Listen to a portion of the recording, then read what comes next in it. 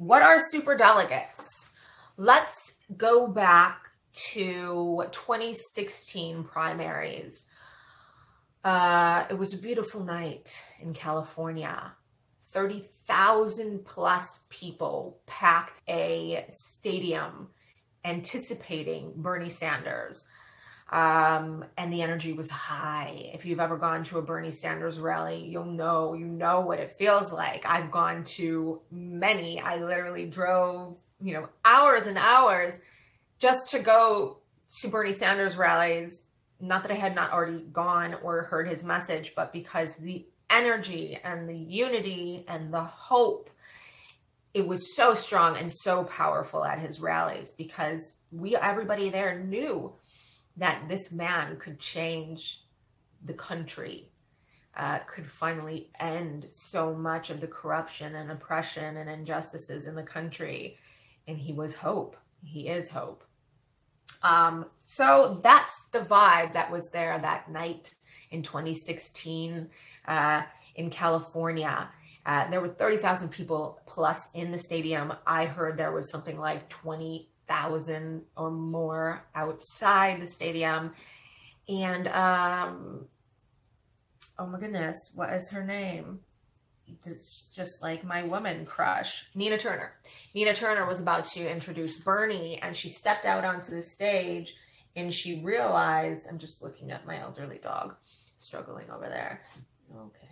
She realized that something had gone wrong. A wave of despair had swept across the crowd. People were on their phones. It looked like people were panicking. What had happened?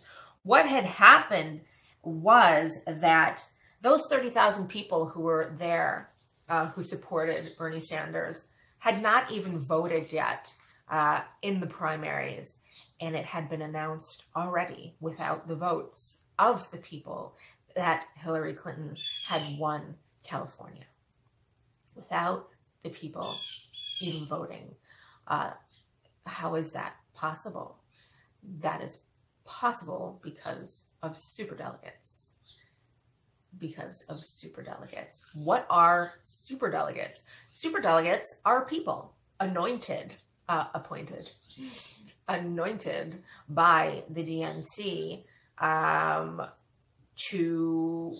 okay, so you have delegates and you have superdelegates. It would be lovely, in my opinion, if we had one person, one vote system, where if you have 2 million people, you have 2 million votes, and those votes are counted, and the person who gets the most votes is the person who wins whatever. That would be fair to me, but that's not the way it is. They have delegates and superdelegates. Now, delegates represent the people's votes.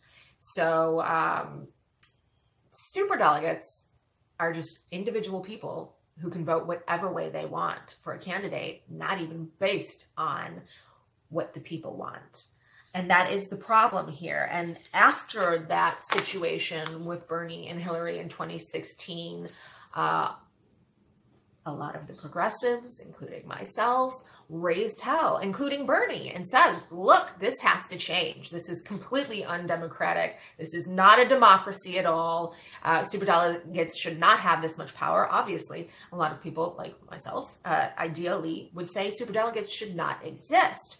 But the DNC is still in charge somewhat. So that's not going to happen. So this is what's happening this week. They're going into talks about reducing the power of superdelegates. And I loved Politico's title, House Dems Seethe Over Superdelegates Plan. Yeah, of course they do. House Dems being corporate Dems, being puppets who want to vote in other puppets like Hillary, and not progressive people who don't take money from donors like Bernie. The controversial issue of superdelegates and their future in the Democratic Party led to an angry confrontation on Tuesday night between Democratic National Committee Chairman Tom Perez and House Democrats, according to several lawmakers. So Tom Perez doesn't like this. Superdelegates are essentially an elite class of delegates that stack the primary process against the wishes of regular voters. That then they made up 15% in 2016. They made up 15% at the convention. This is what Politico says, and I love this. The logic is that party leaders immersed in the candidates and issues of the day can provide a guardrail against selecting unelectable nominee for the general election. So that's what they're supposed to do. Oh, the superdelegates are supposed to protect the imbecile citizens from making the wrong decision and nominating an unelectable candidate. And so last year, in their infinite wisdom, God, it seems like last year, 2016, in their infinite wisdom, the superdelegates decided to make sure that Hillary was elected instead of Bernie, because she was so electable that she was, she was a fave, wasn't she? She was. No, Hillary actually scored lower in the polls than any candidate in history, wasn't it? It showed time and time again in the polls that Hillary was not going to beat Trump. I mean, this was apparent at the beginning of the primaries. Hillary was not going to beat Trump. Poll after poll showed that Bernie would beat Trump. Hillary lost to a narcissist, sociopath, racist, vile, celebrity reality TV show host who has gone bankrupt numerous times, who has gone to court for ripping off. I don't even know how many people were involved in Trump University. Hillary did not beat this snake oil salesman. So thank you so much, DNC, for correcting the choice of the idiotic citizens and putting up a guardrail so that we could put forth an electable candidate in Hillary Clinton. Thank you so much. So that's the logic. Under the current system, a Democratic candidate can still claim delegates from a state he or she lost by a wide margin if those delegates are among the roughly 700 superdelegates and the Democratic Party leaders who have the ability to cast their votes however they choose. Who are the superdelegates? Congress members, governors, party elders, such as former presidents and former vice presidents, DNC members, and other distinguished party leaders. So we have Hillary Clinton in there. We have Bill Clinton in there. Those are superdelegates. Democratic activists desire to eliminate and scale down the superdelegates because of what happened with Bernie and Hillary. So what happened after the situation with Bernie and Hillary was that the DNC's Unity Reform Commission was formed.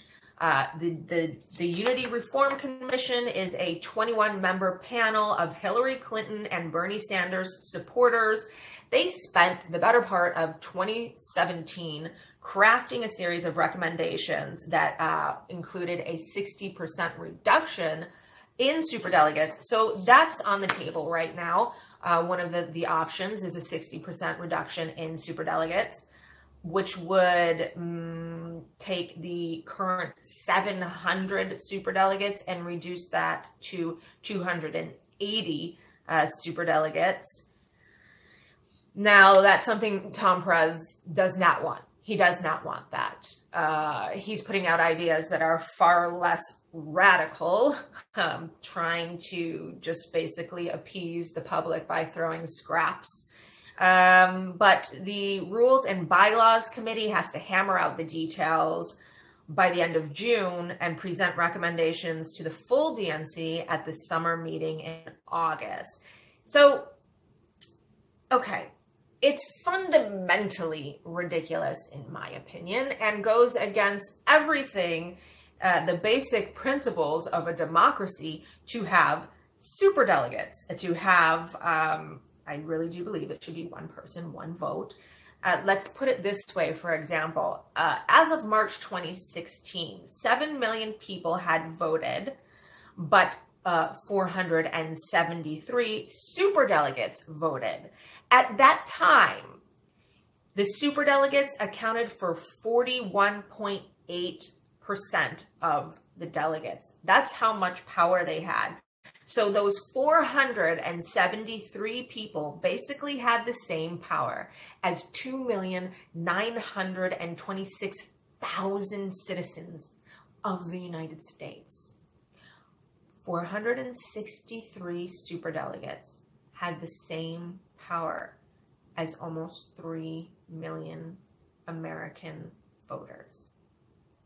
Now, if we lived in a developing country and we heard that 473 people were somehow responsible for 3 million votes, we would call that election fraud. But in the United States, we call that superdelegates.